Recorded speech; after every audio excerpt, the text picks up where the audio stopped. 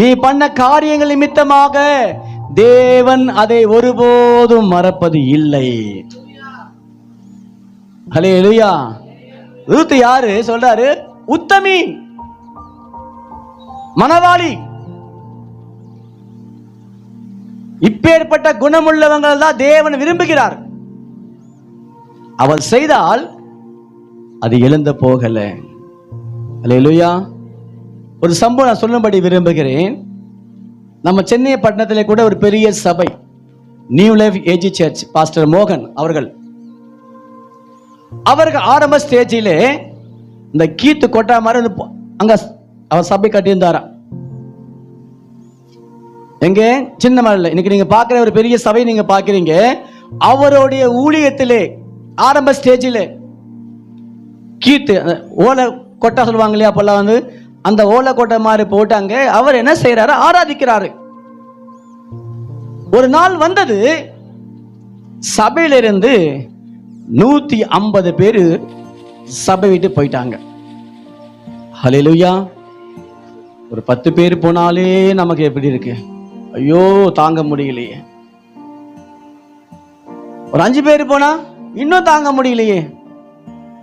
ஒரே வாட்டி 150 பேர் சபையிலிருந்து போயிட்டாங்கன்னா எப்படி இருக்கும்? அந்த ஊழியக்காரனுக்கு எவ்வளவு வேதனை இருக்கும், எவ்வளவு கண்ணீர் இருக்கும், அவரை மனசு எப்படி இருக்கும்? ஒவ்வொன்னா குருவி மாதிரி சேர்த்து சேர்த்து அவர்களுக்கு சத்தியம் சொல்லி அவங்க சபைக்குள்ள கொண்டு வந்து ஞானஸ்தானம் கொடுத்து அவர்களை எல்லாவற்றிலும் ஆசீர்வாதமாய் மாற்றுவதற்கு வழி காட்டின ஊழியக்காரர் ஒரு நாள் வந்த உடனே 150 பேர் ஜம்ப் ஆயிட்டாங்க. அப்படியே அந்த ஊழியக்காரர் எவ்வளவு உடைஞ்சிருப்பாரு, எவ்வளவு மனவேதனை பட்டிருப்பாரு நமக்கு தெரியும். அல்லேலூயா. இன்னைக்கு போனவங்க என்ன பண்ணாங்க தெரியுமா? அவர் சர்ச்சி பக்கத்திலேயே ஒரு சபை கட்டாங்க. அல்லேலூயா. போனவங்க எங்க போல? காலமா போல, ஒரு எங்க சபைக்கும் போல. அவங்க என்ன பண்றாங்களா?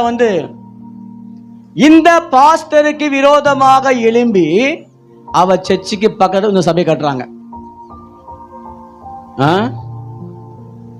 சபை கட்டி சபை நல்லாதான் போய்கிட்டு இருக்கு. அந்த சபை கூட அங்கே கூட்டமா இருக்கு, கூட்டம் கம்மியா இருக்கு. இப்போ ஒரு நாள் வந்தது, பாஸ்டர் மோகன் சர்ச்சி நெருப்பு அப்படியே எரியுதா, கொட்டாவே நெருப்புல எரிஞ்சு போகுது.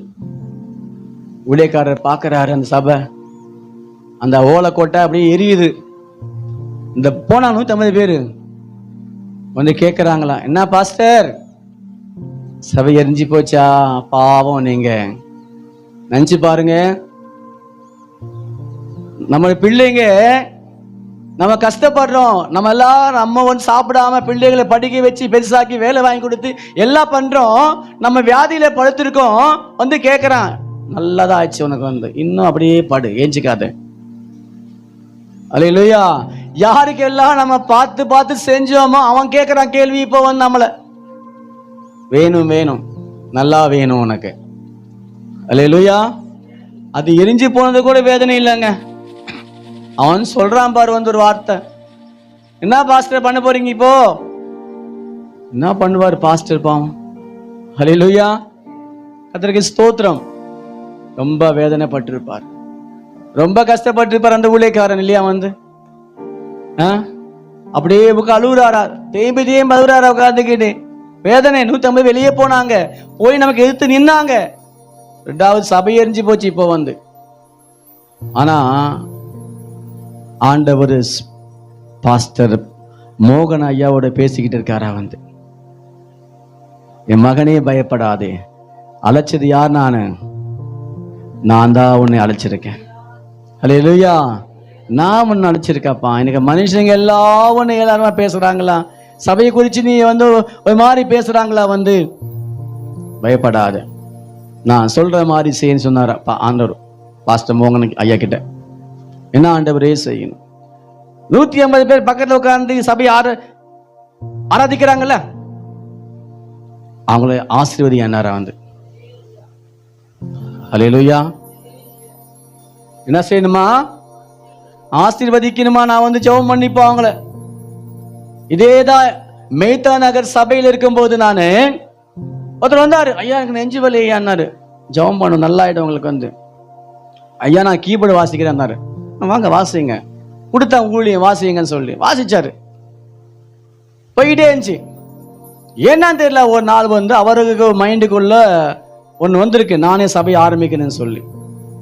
நமக்கு தெரியாம என்ன பண்ண, நம்ம சபையில் இருக்கிறதான ஒரு 12 பேர் தனியா அவங்ககிட்ட பேசி, அவங்க வீட்டுக்கு போயிட்டு உட்காந்து பேசிட்டு, எங்க சர்ச்சுக்கு 2 வீடு தள்ளி எங்க சபையில ஞானஸ்தானம் எடுத்து அபிஷேகம் பெற்று ஊழியம் செஞ்ச பிள்ளைங்க சபையில போறவங்க நிறைய பேர் சும்மா போக மாட்டாங்க. தெரியுமா விஷயம்? ஏன்னா இவர் பார்த்து பார்த்து எல்லாம் செஞ்சிருக்காருல்ல, அவங்க பார்த்து பார்த்து சொல்லிட்டு தான் போவாங்க ஏதாவது. ஹல்லேலூயா. அந்த பாஸ்டர் இருக்காரு, அந்த பாஸ்டர்மா இருக்காங்களே, அது இருக்காரு மூப்பரு, அவங்க சரி கிடையாதுங்க. ஏதாவது சொல்லி வெளியே போகணும் இல்ல. ஹல்லேலூயா. அவங்க போனது பெரிய விஷயம் கிடையாதுங்க. நமக்கு விரோதமாக 2 வீடு தள்ளி என்ன செய்யறாங்கன்னா சபை ஆரம்பிச்சிட்டாங்க. சண்டே எங்க சர்ச்சி 6 மணிக்கு, அந்த சபை 7 மணிக்கு. ஜனங்க இருக்காங்களே கீழே, என்னங்க உங்க ஆளுங்க போய் அங்க ஆரம்பிச்சுட்டாங்க. எவ்வளவு வேதனையா இருக்கும், எவ்வளவு கஷ்டமா இருக்கும். நம்ம வளர்த்த பிள்ளைங்க நமக்கு விரோதமாக எழும்பி பக்கத்துல ஆராதிக்கிறாங்க. இதே நிலைமைதான் இன்னைக்கு பாஸ்டர் ஐயாவோட வாழ்க்கையிலே கூட.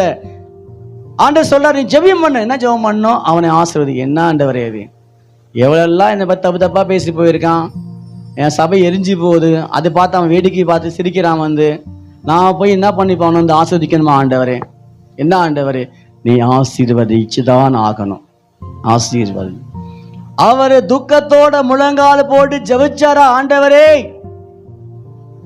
அந்த ஜனங்களை நான் ஆஸ்வதிக்கிறேன் ஜெபம் பண்ணாரா? ஜெபம் பண்ண பண்ண பண்ண துக்கம் மாறி போச்சு. ஆவியான உள்ளே வந்தாரா? அவர் ஜெபம் பண்ணும்போது அப்படியே அந்நிய பாஷையில நிறைஞ்சி ஆஸ்வதிச்சாரா? அந்த ஜெபம் முடியும் போது அவருக்குள்ள ஒரு சந்தோஷம், அந்த துக்கம் வெளியே போயிடுச்சு. மறுபடியும் அவர் சபை கட்டினாராங்க. சபை கட்டி அடுத்த வாரம் பிரசங்கம் பண்றாரா? 149 பேர் உட்கார்ந்துருக்காங்களா பின்னாடி போன ஜனங்க 150 பேர், 149 பேர் உட்கார்ந்துருக்காங்களா? பாக்குறாரா, என்னடா இவங்க எல்லாம் வந்திருக்காங்க, இங்க மறுபடியும் ஏதாவது பண்ண வந்திருக்காங்களா? லாஸ்ட்ல 150வது பாஸ்டர். ஹல்லேலூயா. இவர் யாரு? பாஸ்டரை கிடையாது, ஜனங்க அவரை பாஸ்டரா ஆக்கிட்டாங்க. இன்னைக்கு பைபிள்ல போட்டிருக்கு, ஒருவன் ஆரோனை போல அழைக்காவிட்டால் இந்த கனமான ஊழியத்தை செய்ய முடியாது. எவ்வளவோ தியாகங்கள், எவ்வளவோ நெருக்கங்கள், எவ்வளவோ கஷ்டங்கள்